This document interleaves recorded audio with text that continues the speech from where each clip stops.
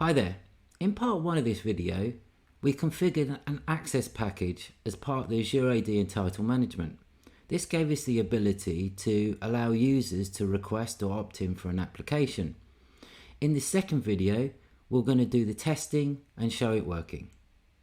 So where do we go? We are going to a new tab and we select the myaccess.microsoft.com.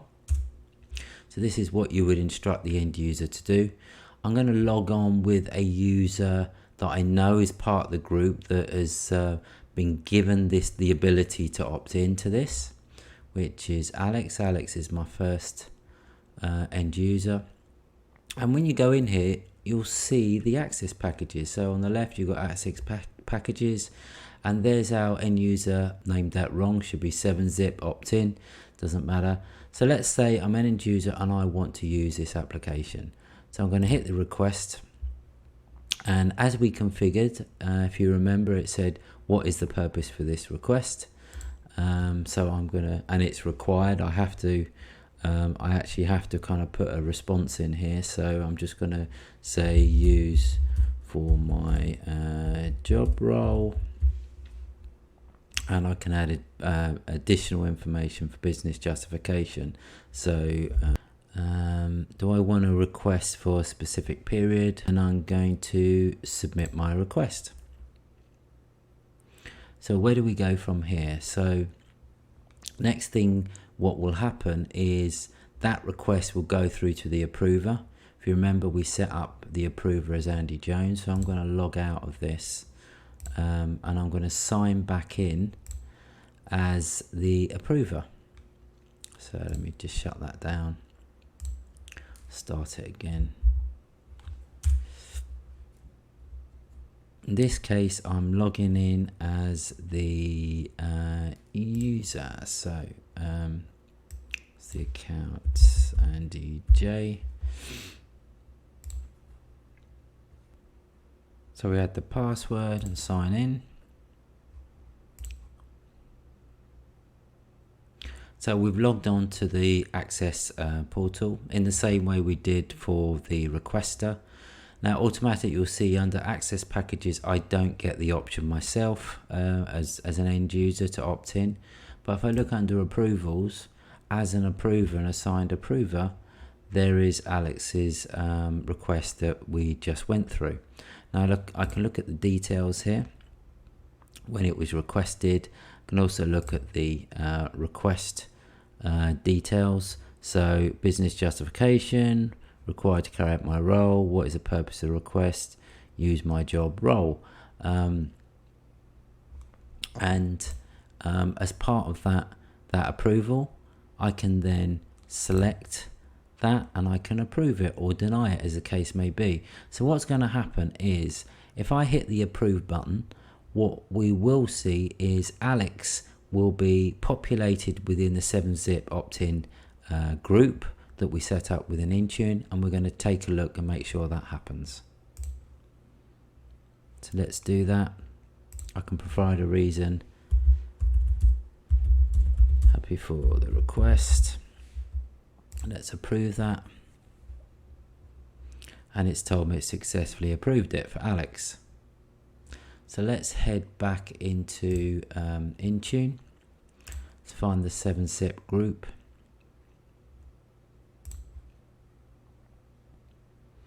And at this point there are no members still, so we're probably going to have to wait a few minutes for that to be to function in the background and Alex to be added. So I had to wait about a minute. After refreshing the screen a couple of times, Alex has now appeared within that 7-zip opt-in app. What does this mean? As we said from the start, this particular group, security group, is assigned to the 7-zip application. We'll just go and quickly confirm that. 2 versions in here. Let's pick that one.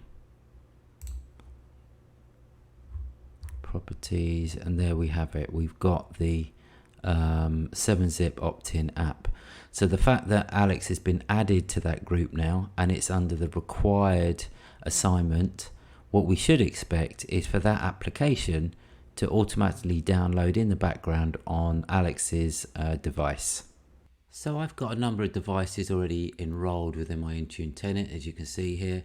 One I'm particularly interested in is this desktop here, so I'm going to select that, and I'm going to force a sync by selecting the sync action. I don't like to wait for the device to check in. It's obviously not good for these videos either. So I'm also going to go into the company portal installed, the company portal app, and I'm going to go into settings and force a sync.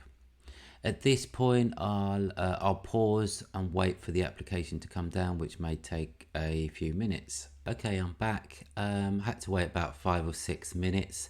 If we do a quick search on this desktop, I can look for 7-zip. There we go.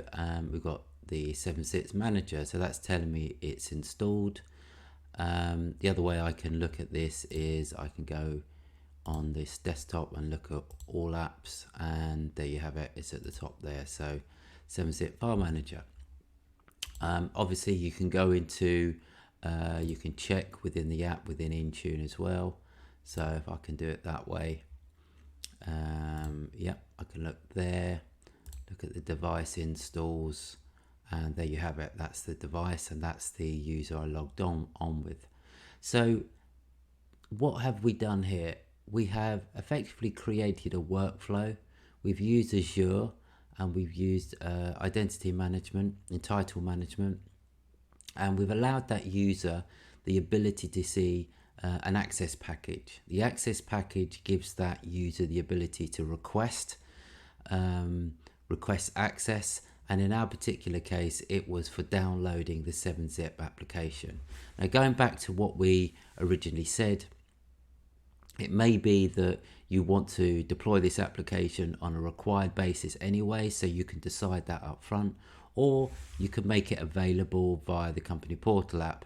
Now, if you've got a co-management or hybrid scenario set up, and the device itself has got the configuration manager agent installed, then it may be possible for you to kind of use the software center on the device, in which case you can do a search on the software center and look at the applications available that way.